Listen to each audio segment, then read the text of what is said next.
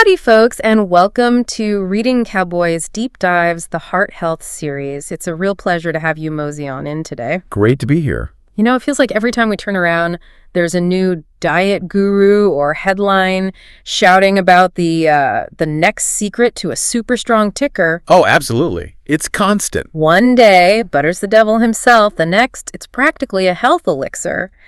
Ever wondered if cutting out carbs completely is the golden ticket, or maybe if embracing olive oil is where it's truly at? It's confusing, right? So much conflicting information. It's a vast range out there full of contradictory claims, and frankly, trying to figure out what's genuinely best for your heart can be more exhausting than a cattle drive in July. Definitely overwhelming. Well, saddle up, because today we're cutting through all that tumbleweed of information. We're taking a deep dive into the most popular diets out there and what the latest research and, expert guidelines actually say about their impact on cardiovascular health. Think of this as your shortcut to making truly informed, heart-smart decisions, so you can ride off into the sunset with a healthy heart. We promise simple explanations and tips you can use right away. No fancy medical degrees required. And that, my friend, is precisely our mission. We're here to lasso the latest findings from some of the most respected institutions, sources like the American Heart Association, the National Lipid Association, and trusted health publications like Eating Well and Healthline. Right, the big names. Exactly. Our goal is to synthesize these findings, cut through the clamor, and deliver clear, actionable insights straight to you. Yeah. We want you to feel empowered, not overwhelmed, by knowledge. Yeah, knowledge, not confusion. Precisely. Yeah. So you can confidently make choices that nurture your heart for the long haul. It's all about giving you the tools to build a strong, lasting foundation for your health, one meal at a time. All right, let's unpack this. When it comes to heart health, it often feels like there's a new best diet cropping up faster than wildflowers after a spring rain. We hear about everything from Atkins to Zone, Paleo to Keto, and then the enduring classics like vegetarian and Mediterranean. It is a dizzying array, isn't it? It really is. But what do the big guns, the real authorities like the American Heart Association, actually say when they put these diets under their scientific microscope? That's the key question. Our sources, including a great report from Healthline, recently highlighted new research from the AHA that didn't just casually glance at these diets. They systematically rated 10 popular approaches. Right, they categorized them. Yeah, into 4 distinct tiers based on how strictly they align with established heart health guidance. For us and for you, this isn't just a list. It's a crucial framework, a kind of compass for evaluating all those dietary claims that buzz around us constantly. Exactly. It helps filter the noise. It helps us see the forest for the trees and understand what truly benefits our hearts. What's truly fascinating here, and I'd say one of the most compelling insights from the AHA's work, is how clearly they've managed to outline what genuinely shines for cardiovascular health. They've sifted through years of data to give us a pretty definitive picture. Okay. Topping the charts, achieving adherence scores higher than 85, and firmly placing them in Tier 1 are dietary patterns that consistently promote a wide range of essential nutrients, focusing on quality over restriction. So Tier 1 is the gold standard. Pretty much. The elite tier includes the Mediterranean-style diet, the pescatarian diet, and the vegetarian diet. It's hard to argue with their healthfulness because these diets aren't about fads. They're built on foundational principles, the very building blocks for healthy lifestyles. Makes sense. They prioritize robust sources of protein, healthy fats, an abundance of whole grains for that crucial fiber, and a vibrant spectrum of fruits and vegetables. These aren't just good, they're exceptional. Kasha. So Mediterranean, pescatarian, vegetarian, top tier. Right. And if there's one diet that consistently garners praise and stands as a beacon of heart health, it's undoubtedly the Mediterranean-style diet. It's not just recommended by experts. It's been voted the best diet for an incredible 8 years in a row. 8 years? Why? 8 years. And for excellent reasons. Its emphasis on specific food groups creates this powerful synergy that benefits the entire cardiovascular system. Okay. Then we have the pescatarian diet, another Tier 1 powerhouse. This approach brilliantly leverages the benefits of a largely plant-based diet while thoughtfully incorporating the unique healthy fats found in seafood, particularly fatty fish. So plants plus fish. Basically, yes. Yeah. It's a fantastic option for those who want plant-centric eating with that added nutritional punch of fish. Yeah. And finally, the vegetarian diet, which by its very core principles is built around plant-based eating. Uh-huh. This naturally aligns with and often exceeds many heart-healthy guidelines, provided it's planned well, of course. Okay. It's a testament to the power of plants. Okay, so they all sound great, but Why? What's the secret? Now, you might be asking yourself, what's the secret sauce? Why do these diets consistently score so high? Well, a major, often underestimated factor is fiber. Fiber, right. We hear about it all the time. We do, but maybe not always why it's so crucial. Think of fiber not just as roughage, but as your gut's personal trainer and internal detoxifier, working diligently to keep things moving and clean. It plays a multifaceted, absolutely essential role in heart health. Like a little scrub brush. Exactly. Imagine it like a tiny, diligent scrub brush working its way through your digestive system. It literally binds to bile acids in the gut, which contain cholesterol. Once bound, these are then efficiently escorted out of your body. Ah, okay. This forces your liver to pull more cholesterol from your bloodstream to make new bile acids, effectively lowering your bad LDL cholesterol. It's a quiet, everyday miracle worker for your arteries. Wow. I didn't realize it worked quite like that. But fiber's superpowers don't stop there. It's also crucial for maintaining a healthy weight. It adds bulk to your meals without adding extra calories, promoting a feeling of fullness, or what we call satiety. So you feel fuller longer. Precisely. This helps reduce overall calorie intake naturally, preventing those dreaded hunger pangs that lead to overeating. Furthermore, fiber is vital for managing blood sugar levels. Which is huge for diabetes risk, right? Huge, especially preventing type 2 diabetes, a significant risk factor for heart disease. By slowing down the absorption of sugar into your bloodstream, fiber prevents those sharp spikes and crashes in blood glucose, keeping your metabolic system running smoothly and steadily, much like a well-oiled machine. So it's an often unsung hero. Absolutely. Performs daily miracles for your arteries and your waistline. Okay, fiber's key. What else makes these tier 1 diets stand out? Beyond fiber, the emphasis on healthy fats in these top-tier diets is paramount. We're not talking about just any fat, we're talking about specific types. Unsaturated fatty acids, both monounsaturated MUFAs and polyunsaturated PUFAs. The good guys. The good guys. You'll find these beneficial fats abundantly in sources like extra virgin olive oil, which is a cornerstone of the Mediterranean diet, as well as in nuts, seeds, and fatty fish like salmon and mackerel. These fats have been consistently shown to increase good HDL cholesterol. A more favorable ratio of LDL to HDL cholesterol is critical because it acts as a protective shield against cardiovascular disease. So it's not just lowering the bad, but boosting the good. Exactly. It's also about boosting the good cholesterol, which acts like a cleanup crew, helping to clear out those fatty deposits from your arteries. So, for example, the Mediterranean diet, with its generous use of olive oil, is a prime example of leveraging these beneficial fats to fortify your cardiovascular system.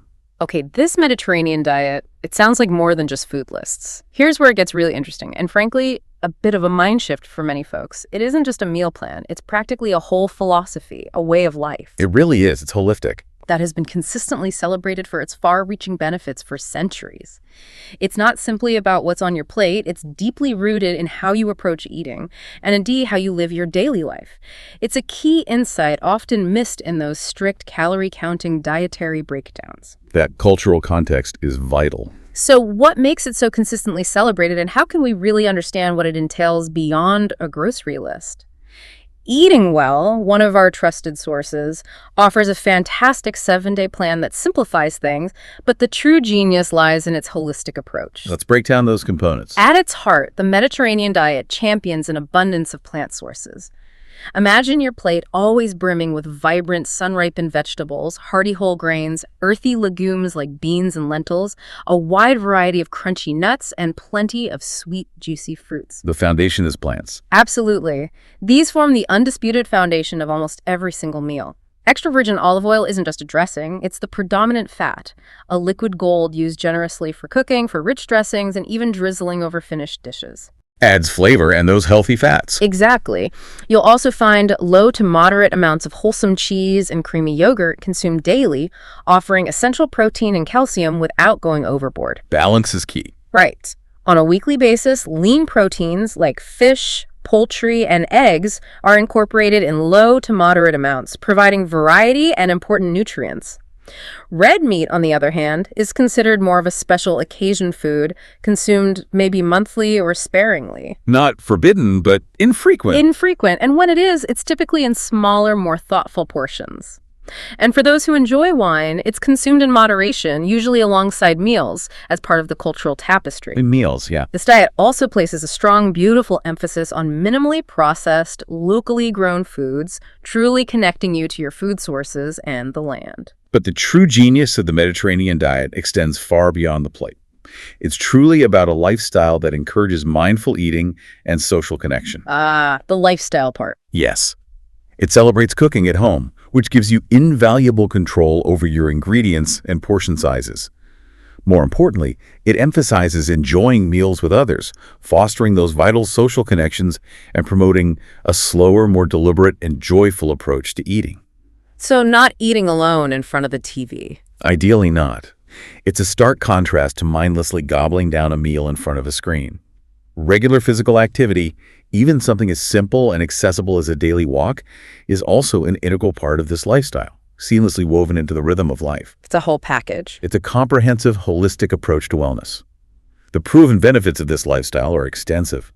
It's not just associating with improved heart health, but it actually powers up your heart health, fortifying your cardiovascular system. Wow. It also contributes to better brain health, with studies showing fewer signs of Alzheimer's disease in older adults who adhere to it. It dramatically reduces the risk of death from heart disease, and, in a pleasant bonus, it even contributes to reduced stress and improved mood. Heart, brain, mood. Sounds like a winner. It's a comprehensive package for long-term vitality, a true blueprint for living well. Now, I know some of you out there might be thinking, that sounds great, but how do I actually do that without turning my kitchen into a science lab or my life into a chore? That's the practical hurdle, isn't it? It is. Well, to give you a practical example, our friends at Eating Well have put together a fantastic 7-day plan that really simplifies adoption. They make it manageable by repeating breakfast and lunch options a few times and cleverly using leftovers for dinner. Smart strategy. Makes prepping easier. Way easier. This approach makes meal prepping much less intimidating and far more achievable for busy lives. The plan smartly prioritizes lean proteins, healthy fats, and complex carbohydrates like hearty oats and ancient quinoa. Good stuff. It aims for a solid daily intake of at least 51 grams of protein and at least 30 grams of fiber, both critical for satiety, meaning you stay full and satisfied. Warding off those snack attacks. Exactly. For instance, day 1 might kick off with a delicious breakfast of yogurt, fresh blackberries, and crunchy walnuts. Lunch could be a flavorful veggie and hummus sandwich loaded with greens. And dinner, a simple yet elegant sheet pan roasted salmon and vegetables. Sounds delicious, actually. Doesn't it? The real beauty of this plan and the Mediterranean approach in general is its flexibility. You don't have to follow it to the letter. Think of it as inspiration, a guiding star rather than a rigid map. Adaptable. Totally. If you swap a recipe, just aim for similar calories, fiber, protein, and sodium levels to keep that heart-healthy balance. And yes, good news for snack lovers, healthy snacking is absolutely encouraged. Okay. With delightful choices like fresh fruits, crisp veggies, a bit of dairy, and a handful of nuts. It's all about sustainable, enjoyable choices. Okay, so that covers Mediterranean pretty well. What about vegan and vegetarian? You mentioned they're also highly ranked, tier 1 and 2. Right, tier 1 for vegetarian, tier 2 for vegan. If we connect this to the bigger picture, you'll see that the vegan and vegetarian diets share many of the Mediterranean diet's plant-based strengths. This alignment is precisely what leads to their high rankings in the American Heart Association's tiers. However, while incredibly beneficial, they do come with their own unique considerations and planning requirements. Okay, so let's look at vegan first. Tier 2. Let's turn our attention to the vegan diet, which holds a respectable Tier 2 position according to the AHA. This diet rigorously eliminates all animal products. That means no meat, no dairy, no eggs, no honey, focusing instead on nutrient-rich, plant-based whole foods. Total plant power. Pretty much. The benefits are quite significant, and the research is compelling. Adopting a well-planned vegan diet can significantly decrease overall mortality and dramatically improve cardiovascular risk factors, especially when individuals make the smart choice to replace processed red meat with diverse, healthy, plant-based alternatives. So swapping a burger for a bean burger, basically? Essentially, yes, but focusing on the whole food aspect. Studies have consistently shown it reduces high blood pressure, and it can even lower inflammation markers, like C-reactive protein. That's that bodily stress marker. Right, like a silent alarm indicating bodily stress. It also improves cholesterol profiles and insulin levels, and is often a highly effective strategy for weight loss. We saw this dramatically illustrated in the Stanford identical twins study, Oh, yeah, I heard about that one. where vegan twins in just 2 months lowered their bad LDL cholesterol, shed weight, and reduced their insulin levels by a notable 20%. It's a powerful testament to the impact of plants. Impressive results. But you mentioned caveats. However, it's absolutely crucial to acknowledge the caveats and plan carefully with a vegan diet to ensure its long-term benefits. There's a risk of certain nutrient deficiencies if not thoughtfully constructed. For instance, vitamin B12. B12, right. That's mostly in animal stuff. Predominantly found in animal products, yes.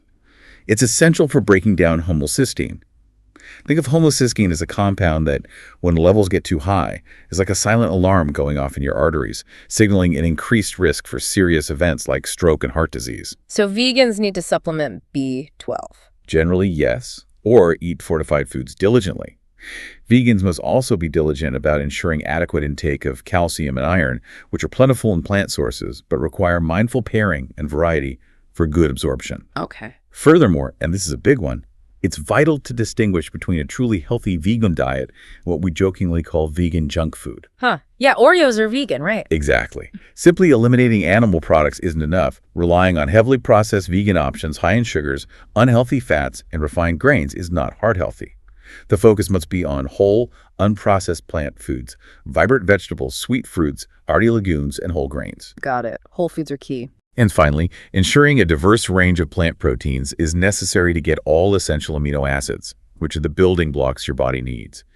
It's a journey that requires a bit more navigation, perhaps, but the rewards are substantial. Okay, that makes sense. What about low-fat diets? They were also tier 2. Right. Another important tier 2 category recognized by the AHA includes low-fat diets. These diets are characterized by a conscious reduction in saturated and trans fats, which are well-known culprits in heart disease. So cutting back on the bad fats. Exactly. When done correctly, these diets are indeed linked to a reduced risk of heart disease and lower cholesterol, which explains their relatively high ranking. However, there's a delicate balance here, a potential pitfall if you're not careful. Oh, what's the catch? These diets can inadvertently reduce your intake of healthy, unsaturated fats, the ones we just celebrated, for their protective effects on heart health. Think of it like this. Not all fat is bad, and removing the good fats can be counterproductive. Throwing the baby out with the bathwater, maybe? Kind of, yeah. Additionally, and this is a critical point to watch out for, to compensate for the flavor loss from reduced fat, many processed low-fat products can be stealthily loaded with added sugars and artificial sweeteners. Ah, the hidden sugars. Exactly. These can make them potentially worse for cardiovascular health than their full-fat, unprocessed counterparts. So, while the intention behind a low-fat diet is good, the execution matters immensely. It's about choosing naturally low-fat, whole foods, rather than relying on processed, cleverly marketed low-fat items. Okay, so focus on whole foods again. Seems to be a running theme. It really is. All right, now, let's tackle the elephant in the room, or maybe the bronco in the rodeo. Let's wrangle the biggest, most talked about one, low-carb diets, and their very strict, very popular cousin, the ketogenic diet. Ah, yes, the controversial corner. Definitely controversial. These approaches have gained immense popularity, promising rapid weight loss and a whole host of other benefits. But what exactly are we talking about here, and how do the experts define them? It's important to be precise. According to the National Lipid Association guidelines, which provide a clear framework, carbohydrate-restricted diets are generally defined by the proportion of total daily energy, or TVE, that comes from carbohydrates. Think of your daily energy as a pie chart. Okay, pie chart. And we're looking at the size of the carbohydrate slice. Got it. A moderate carbohydrate diet means that somewhere between 26% to 44% of your total daily energy comes from carbohydrates. For someone eating around 2,000 calories a day, that translates to about 130 to 225 grams of carbs. That seems reasonable, a decent slice. It is. Then we move to low carbohydrate diets, often shortened to LCHF for low carbohydrate, high fat. Here, that carb slice shrinks significantly, making up only 10% to 25% of your TDE, or about 50 to 130 grams per day. Okay, noticeably smaller slice. Definitely. And finally, the most restrictive, the very low carbohydrate or ketogenic diets, also known as VLCHF or KD. With these, your carb intake is reduced to a tiny sliver, less than 10% of your TDE, typically less than 50 grams per day, often aiming for just 20 to 50 grams. Wow, tiny. Less than 50 grams. Very tiny. The explicit goal here is to induce a specific metabolic state called ketosis. To make up for those missing carbs, the diet heavily emphasizes replacing them with fat, often making up a whopping 70% to 80% of your total daily energy. 70–80% fat, that's a lot. It's a very high proportion. It's also worth noting that even diets with slightly higher carb limits, say up to 25% of TDE from carbs, but still over 45% from fat, are often considered keto-like. One study from the University of British Columbia, which we'll talk about more, even showed these keto-like diets carry similar risks to their stricter cousins. Okay, so there's a spectrum, but it's all about significantly cutting carbs. That's the common thread, yes. So why are people so drawn to these? What are the proposed upsides? Now, on the surface, there are some very plausible mechanisms that help us understand why so many people are drawn to these diets and why some initial data might appear promising. It's important to acknowledge these proposed benefits. Right. For weight loss and appetite control, studies have shown that short-term, hypocaloric, meaning calorie-restricted, low-carb diets, generally those followed for under 6 months, can indeed lead to greater initial weight loss than high-carb, low-fat diets. Okay, faster initial weight loss. Initial, yes. This initial drop on the scale is largely due to body water loss, as the body depletes its glycogen stores and insulin levels drop, which promotes fluid excretion. Think of it as your body shedding water weight quickly. Water weight, not necessarily fat loss right away. Not primarily, no. Ketogenic diets may also increase energy expenditure slightly and have been reported by many to reduce appetite, potentially due to the metabolic state of nutritional ketosis, where individuals often report feeling less hungry. Feeling less hungry could definitely help with weight loss. Potentially, yes. In terms of glycemic control, particularly for those managing blood sugar, short-term studies indicate that low-carb diets can lead to greater reductions in HbA1c, that key marker for average blood sugar over several months in people with type 2 diabetes. Better blood sugar control, short-term. Short-term. They may also reduce the need for certain diabetes medications. Yeah. However, it's a critical point to note that these effects often don't sustain long-term beyond a year. Okay. They fade. Often, yes. And often, similar reductions in medication and improvements in HbA1c can be achieved at non-ketogenic carbohydrate levels, simply through general healthy eating and weight loss. So while there's an initial impact, it's not necessarily unique or sustainable to ketosis. Interesting. When it comes to triglycerides and HDL cholesterol, low-carb diets generally do decrease triglyceride levels, which is a good thing and can lead to short-term increases in HDL, the good cholesterol. So some potential lipid benefits, short-term. Short-term, yes.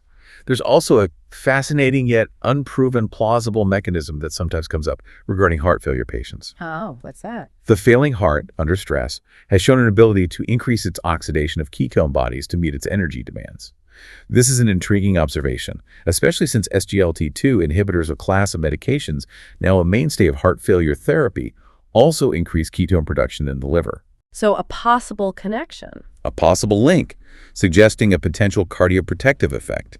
However, it's absolutely critical for us to distinguish between a plausible mechanism observed in research and a proven benefit from dietary ketosis. Big difference. Huge difference. There's a significant difference between a carefully controlled medication inducing ketone production and a patient attempting to achieve it through a highly restrictive diet. The evidence supporting a benefit over risk in heart failure patients from a ketogenic diet is still in its very, very early stages. So definitely not ready for prime time. Absolutely not. Many, many unknowns left to address before any dietary recommendations can be made. It's a field of active research, not yet a green light for personal experimentation. Okay, hold your horses. Because here's where it gets really concerning, especially when we talk about long-term health and serious conditions like heart disease. Right, the red flags start waving. They really do. The science, when you look at it closely, paints a much more cautious, even alarming picture, highlighting significant risks and a whole lot of unknowns. What stands out as a major red flag is the inconsistent and often definitively negative impact these diets can have on your LDL-C. Your bad cholesterol. Your bad cholesterol, exactly. Many studies and rigorous meta-analyses, including recent eye-opening research from the University of British Columbia, show that low-carbohydrate, high-fat, LCHF, and those keto-like diets are associated with significantly higher LDL-C levels. Higher LDL, that's not good. Not good at all. The UBC study, which pulled data from over 500,000 people, found something truly sobering. A keto-like diet was linked to twice the risk of major cardiovascular events such as chest pain, blocked arteries requiring stenting, actual heart attacks, and even strokes. Twice the risk. Wow. Twice the risk. That's not a small difference. That's a galloping problem for your heart. So what's driving that higher LDL? A key factor here, and something we can't emphasize enough, is the high saturated fatty acid SFA content that these diets often inadvertently or even explicitly promote. Ah, the saturated fat. Think of SFAs as sticky grease building up in your pipes. When you replace carbohydrates with a lot of saturated fats, your LDL-C tends to climb. This is why replacing carbs with unsaturated fatty acids, those good fats we praised earlier, found in olive oil, avocados, and nuts, is absolutely crucial to mitigate this increase in LDL-C. The type of fat matters hugely. Hugely. Without that careful, mindful substitution, the risk to your cardiovascular system significantly elevates. What's more, there's a wild card in play. Individual variability, your genes play a role. Right, genetics. Like APOE4. Exactly. Genetic factors like the APOE4 allele can significantly influence an individual's LDL-C response to these diets. This means what works or doesn't work for one person could be drastically different for another, making pre- and post-diet monitoring absolutely essential to understand your personal risk. You can't just blindly follow the herd on this one. Personalized approach is critical. Definitely. And the American Heart Association's rankings further underscore these concerns, acting as a clear warning sign. They ranked them very low, right? Tier 4. Dead last. When the AHA put these diets through their rigorous evaluation, paleo and ketogenic diets scored the lowest, falling into Tier 4, with adherence scores less than 55. This isn't just a casual dismissal, it's a serious reflection. Why so low? The primary reasons. These diets tend to severely limit or entirely exclude many undeniably healthy foods like whole grains, legumes, and even certain fruits, all packed with fiber and essential nutrients.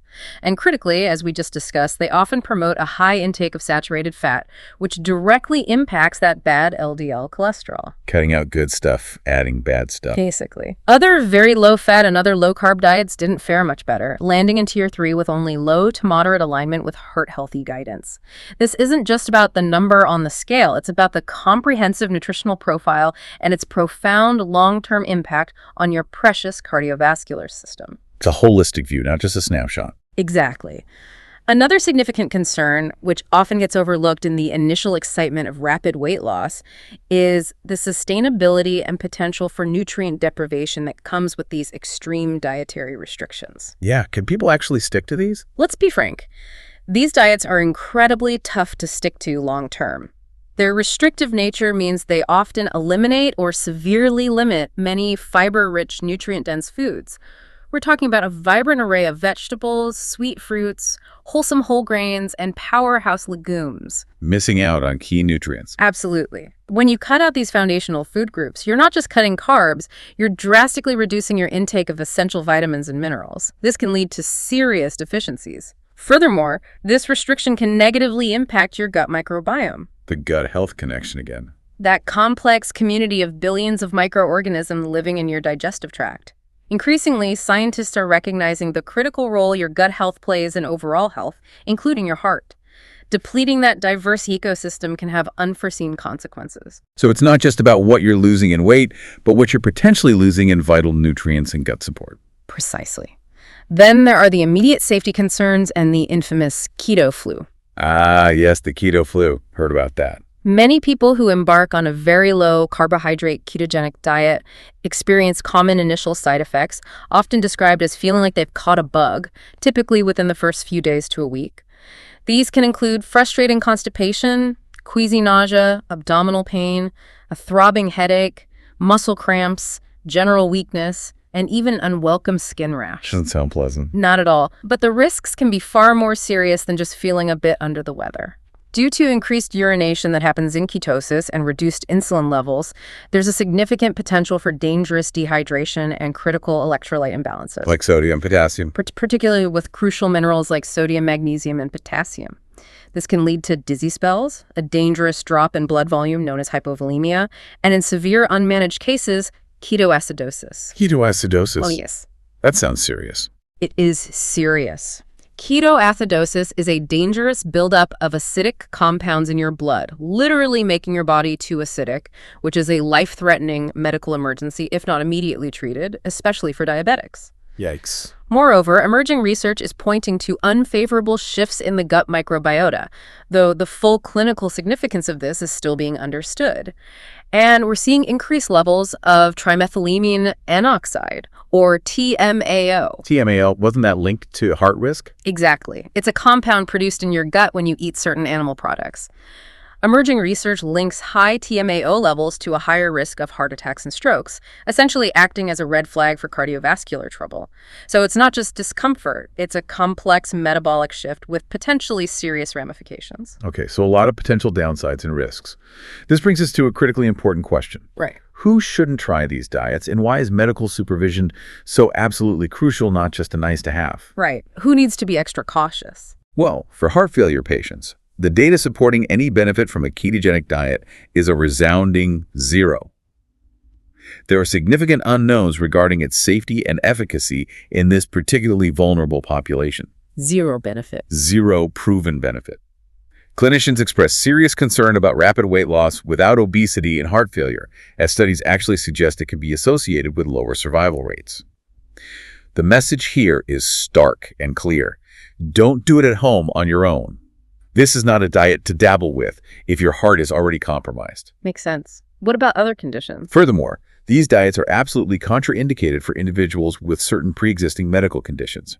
This includes anyone with a history of pancreatitis. Inflammation of the pancreas. Severe inflammation of the pancreas, yes. It's also dangerous for those with severe hypertriglyceridemia, extremely high levels of triglycerides in the blood, which can lead to a dangerous condition called hyperchylomicronemia and acute pancreatitis. And for individuals with inherited severe hypercholesterolemia, such as familial hypercholesterolemia. Where cholesterol is genetically super high? Exactly. Where cholesterol levels are already genetically sky high, these diets can drastically worsen lipid profiles, piling more fuel onto an already burning fire. So, definitely not for everyone. What about medications? We also need to be acutely aware of potential medication interactions. For diabetics, embarking on a very low carbohydrate or ketogenic diet without incredibly close medical supervision significantly increases the risk of hypoglycemia. Dangerously low blood sugar. Exactly. This requires careful monitoring and often immediate adjustment of medications like insulin and oral hypoglycemic agents. Critically, a common class of diabetes medications known as SGLT2 inhibitors should not be used in conjunction with very low carbohydrate ketogenic diets due to a heightened and dangerous risk of ketoacidosis, even if blood glucose levels appear normal. Wow, that's a specific warning. Very specific and very important. For those on antihypertensive medications, blood pressure reductions from these diets may necessitate medication adjustments to prevent hypotension or dangerously low blood pressure. And for patients taking warfarin, a vitamin K antagonist used to prevent blood clots. Fluctuating vitamin K intake from radical dietary changes requires much more frequent monitoring of their anticoagulation therapy to prevent both clotting and bleeding risks. This is not a game. These are serious interactions. Lots to consider with meds. Any other risks pop up? Another emerging concern that's captured scientific attention is the risk of atrial fibrillation, AFib. That irregular heartbeat. An irregular and often rapid heart rate that can lead to blood clots, stroke, heart failure, and other heart-related complications. Research from the prominent ERIC study revealed a concerning U-shaped curve between carbohydrate intake and AFib risk. U-shaped. So too little and too much are bad. Exactly. It means both very low and very high carbohydrate intakes are associated with an increased risk of this irregular heartbeat. Right. The sweet spot, the lowest risk, was observed with a moderate carbohydrate intake, roughly 39–61% of total daily energy. Moderation again. Moderation seems key. So it's not just about what's on the plate today, but the long-term electrical stability of your heart. Finally, individuals with established atherosclerotic cardiovascular disease, ASCVD, meaning existing heart disease, or those with kidney disease or liver disease, absolutely require close medical supervision if considering such dietary changes. So existing heart, kidney, or liver problems mean extra caution and doctor involvement. Absolutely. The unknown effects and potential for severe adverse outcomes in these already compromised systems are simply too great to risk. Okay, this is all pretty concerning, but maybe the most sobering data, the kind that really makes you pause and consider the bigger picture, comes from observational studies linking extreme carbohydrate restriction not just to higher disease risk, but to a higher risk of mortality. Mortality. So, linked to dying earlier. That's what the data suggests. This isn't just about feeling a bit off, it's about life expectancy itself. Multiple large-scale studies have meticulously examined the association between low-carb diets and all-cause, cardiovascular, and even cancer mortality. What did they find? One significant meta-analysis of cohort studies found a clear and significant association between adhering to a low-carb, high-protein diet and an increased risk for all-cause mortality, meaning death from any cause. Wow. More recently, a comprehensive analysis that pooled data from 9 prospective cohort studies involving nearly 500,000 participants, that's a lot of folks to study, consistently found that individuals with the lowest carbohydrate intake had the highest risk of overall mortality, cardiovascular mortality, and cancer mortality. Consistently highest risk with lowest carbs. It's a consistent finding across a massive data set. Another extensive analysis involving over 400,000 people further cemented this, demonstrating that U-shaped relationship again. The U-shape again. This means both low carbohydrate intake, defined as less than 40% of total daily energy, and high carbohydrate intake, over 70% of total daily energy, were associated with a higher risk of mortality. It's like Goldilocks and the 3 bowls of porridge: you don't want too little and you don't want too much. So extremes are risky. It seems so. So what does this mean for finding that sweet spot, that optimal range for your carbohydrate intake? The data resoundingly indicates that a moderate carbohydrate intake, specifically between 50-55% of your total daily energy, is associated with the lowest risk of mortality. 50-55%. That's pretty specific. It really highlights the dangers of extreme restrictive approaches. But here's an even deeper, more crucial insight. The type of substitution matters significantly. Replacing carbs with what? Exactly. When carbohydrates were replaced with animal-based protein or fat, the associated risk of mortality actually increased by a notable 18%. Increased risk with animal fat protein replacement.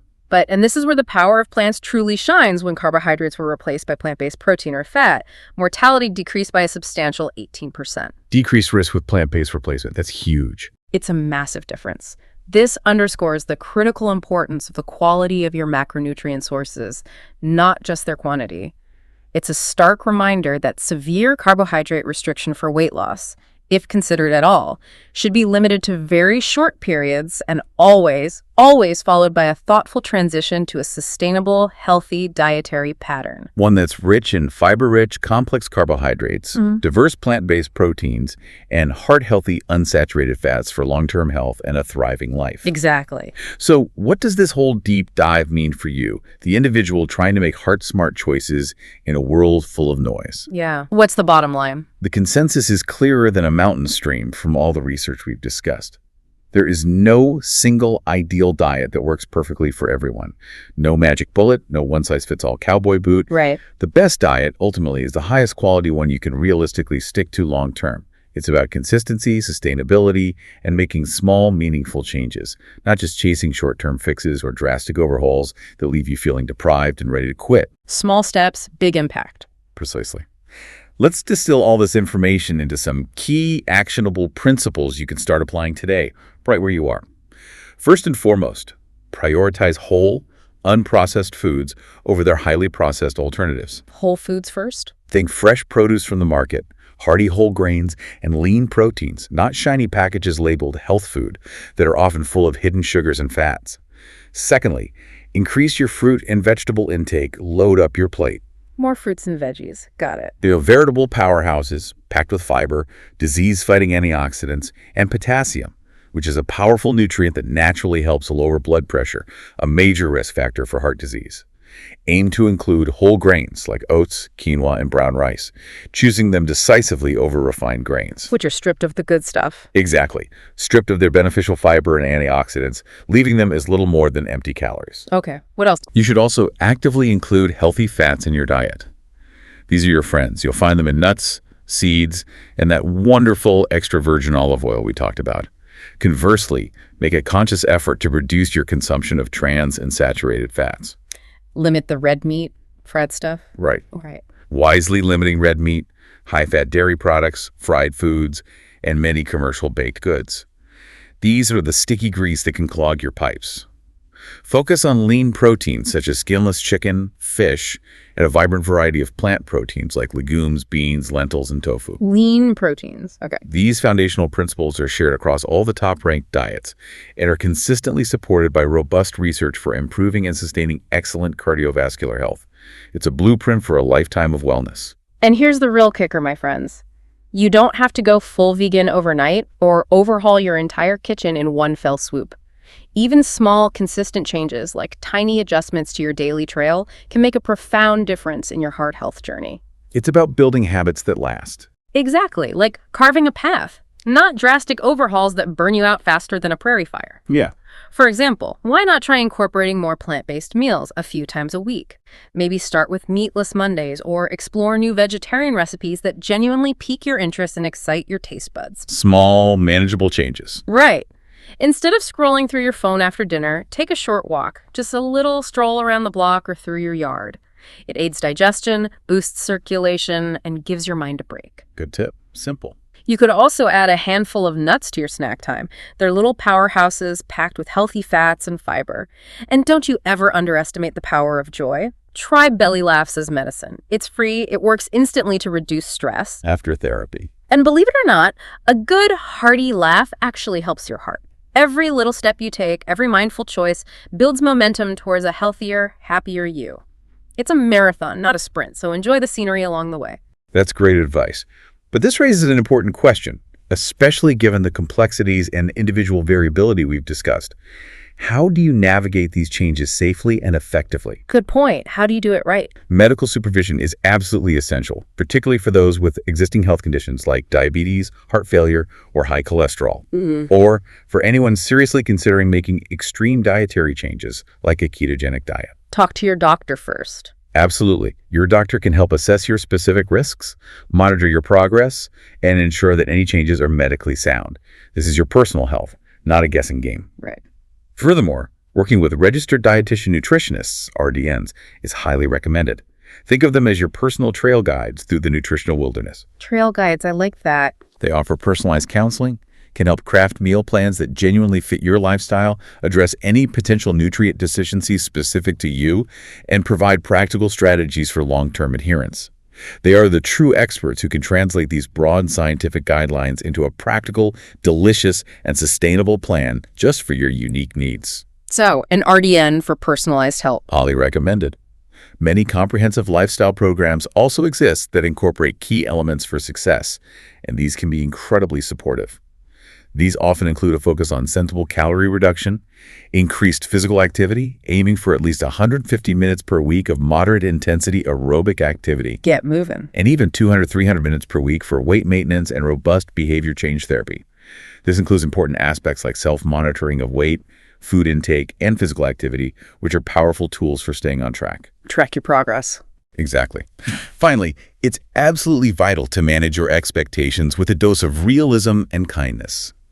Achieving a sustained 5–10% weight loss is often very achievable and can significantly improve various health markers. 5–10% makes a big difference. It's a huge difference. It's about making consistent, meaningful progress, not striving for an often unrealistic, ideal weight all at once.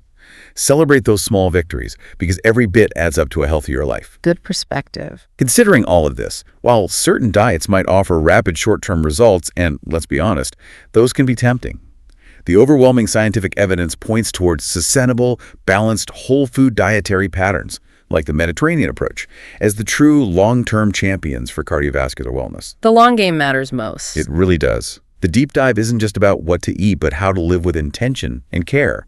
Your heart's been beating for you tirelessly since day one, a faithful partner. Maybe it's time you do a little something extra special for it, too. It deserves it.